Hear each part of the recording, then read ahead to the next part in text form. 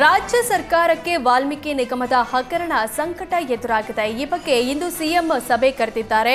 ವಾಲ್ಮೀಕಿ ಹಗರಣದ ಸುಳಿಯಲ್ಲಿ ಸಿಲುಕಿರುವ ಇಲಾಖೆ ಅಧಿಕಾರಿಗಳ ಸಭೆ ಕರೆದಿದ್ದಾರೆ.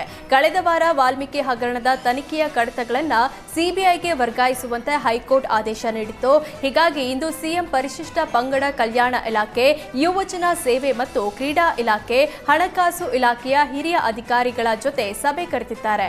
ಹೈಕೋರ್ಟ್ ಆದೇಶದ ಹಿನ್ನೆಲೆ ವಾಲ್ಮೀಕಿ ಹಗರಣದ ತನಿಖೆ ಸಿಬಿಐಗೆ ಹಸ್ತಾಂತರ ಮಾಡಲಾಗಿದೆ. ಸಿಐಡಿ ನೇಮಿಸಿದ್ದ ವಿಶೇಷ ತನಿಖಾ ದಳದ ತನಿಖೆಯ ಎಲ್ಲಾ ದಾಖಲೆಗಳನ್ನು ಸಿಬಿಐ ವಶಕ್ಕೆ ಪಡೆದಿದೆ. ಈ ಹಗರಣದಲ್ಲಿ ಮಾಜಿ ಸಚಿವ ನಾಗೇಂದ್ರ ಆಪ್ತ ನೆಕ್ಕುಂಟಿ ನಾಗರಾಜ್ ಖಾತೆಗೆ 3 ಕೋಟಿಗೂ ಅಧಿಕ ರೂಪಾಯಿ ವರ್ಗಾವಣೆ ಆಗಿದೆ ಅಂತ ಸಿಬಿಐ ಶಂಕೆ ವ್ಯಕ್ತಪಡಿಸಿದೆ. ಈ ಹಿನ್ನೆಲೆ ಇಂದು ಸಿಎಂ ಸಿದ್ದರಾಮಯ್ಯ ಮಹತ್ವದ ಸಭೆ ಕರೆದಿದ್ದಾರೆ. ಕೃಷಿ ಚಟುವಟಿಕೆಯಲ್ಲಿ ತೊಡಗಿದ್ದ ರೈತನ ಮೇಲೆ ಕರಡಿ ದಾಳಿ ಮಾಡಿರುವ ಘಟನೆ ಚಾಮರಾಜನಗರದಲ್ಲಿ ನಡೆದಿದೆ. ಹನೂರು ತಾಲೂಕಿನ ಪೊನ್ನಾಚಿ ಗ್ರಾಮ ಪಂಚಾಯಿತಿ ವ್ಯಾಪ್ತಿಯ ಗೆರಟ್ಟಿ ಗ್ರಾಮದಲ್ಲಿ ರೈತ ವೀರಪ್ಪ ಎಂಬವರ ಮೇಲೆ ಕರಡಿ ದಾಳಿ ನಡೆಸಿದೆ. ವೀರಪ್ಪ ಜಮೀನಿನಲ್ಲಿ ಕೆಲಸ ಮಾಡುವಾಗ ಹಿಂದಿನಿಂದ ಬಂದು ಕರಡಿ ದಾಳಿ ಮಾಡಿದೆ. ಕರಡಿ ದಾಳಿಯಿಂದ ರೈತ ಕೂಗಾಡುತ್ತಿದ್ದಂತೆ ಕರಡಿ ಓಡಿ ಹೋಗಿದೆ. ಗಾಯಾಳು ರೈತ ವೀರಪ್ಪನನ್ನ ಸ್ಥಳೀಯರು ಕೂಡಲೇ ಸ್ಥಳೀಯ ಆಸ್ಪತ್ರೆಗೆ ಕರೆದೊಯ್ದು ಚಿಕಿತ್ಸೆ ಕೊಡಿಸಿದ್ದಾರೆ. ಪ್ರಾಥಮಿಕ ಚಿಕಿತ್ಸೆ ಬಳಿಕ ಹೆಚ್ಚಿನ ಚಿಕಿತ್ಸೆಗಾಗಿ ಕೊಳ್ಳೇಗಾಲ ಆಸ್ಪತ್ರೆಗೆ ರವಾನಿಸಲಾಗಿದೆ.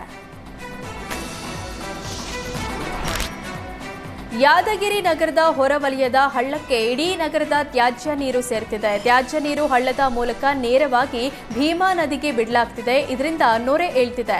ಇದರಿಂದಾಗಿ ಜಿಲ್ಲೆಯ ಜನರು ಅನಾರೋಗ್ಯಕ್ಕೆ ತುತ್ತಾಗ್ತಿದ್ದಾರೆ. ಇದೇ ರಸ್ತೆಯಲ್ಲೇ ನಿತ್ಯವೂ ಜಿಲ್ಲಾ ಮಟ್ಟದ ಅಧಿಕಾರಿಗಳು, ಶಾಸಕರು, ಸಚಿವರು ಎಲ್ಲರೂ ಓಡಾಡ್ತಾರೆ. ಆದರೆ ಯಾವೊಬ್ಬ ಅಧಿಕಾರಿಯೂ ಇದನ್ನ ತಡೆಯುವಂತಹ ಕೆಲಸ ಮಾಡ್ತಿಲ್ಲ. ಕೂಡಲೇ ಜಿಲ್ಲಾಡಳಿತ ಎಚ್ಚೆತ್ತು ಹಳ್ಳಕ್ಕೆ ಸೇರುತ್ತಿರುವ ತ್ಯಾಜ್ಯ ನೀರನ್ನ ತಡೆಗಟ್ಟಬೇಕೆಂದು ಸ್ಥಳೀಯರು ಆಗ್ರಹಿಸಿದ್ದಾರೆ.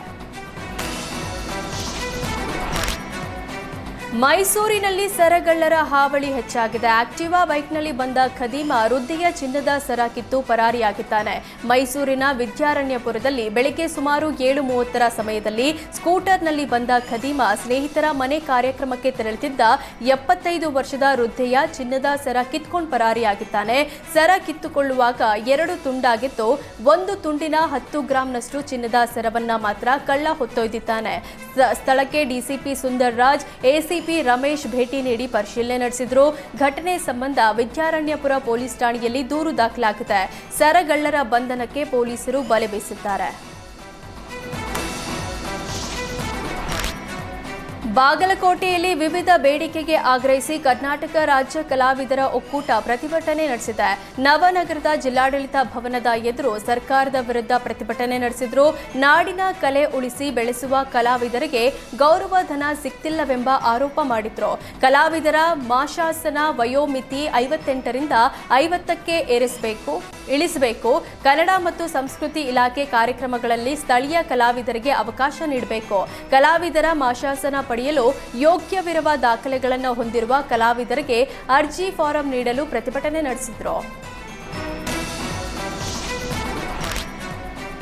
ತುಂಗಭದ್ರಾ ನದಿಯಲ್ಲಿ ಕಾಲು ಜಾರಿ ಬಿದ್ದ ಮಹಿಳೆಯ ರಕ್ಷಣೆ ಮಾಡಲಾಗಿದೆ. ಕುಟುಂಬ ಸಮೇತ ಹಂಪಿಗೆ ಬಂದ ವೇಳೆ ನದಿಯ ಸ್ನಾನಘಟ್ಟದ ಬಳಿ ಮಹಿಳೆ ಕಾಲು ಜಾರಿ ನದಿಗೆ ಬಿದ್ದಿದ್ದಾಳೆ.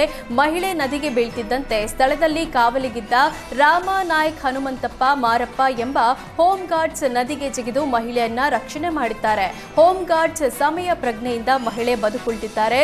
ತುಂಗಭದ್ರಾ ಜಲಾಶಯ ಭರ್ತಿಯಾದ ಕಾರಣ ಪ್ರವಾಸಿಗರು ನದಿಗೆ ಇಳಿಯದಂತೆ ಸೂಚನೆ ಇದ್ರೂ ಪ್ರವಾಸಿಗರು ಹುಚ್ಚಾಟದಿಂದ ಪ್ರಾಣಕ್ಕೆ ಸಂಚಕಾರ ತಂದುಕೊಳ್ತಿದ್ದಾರೆ.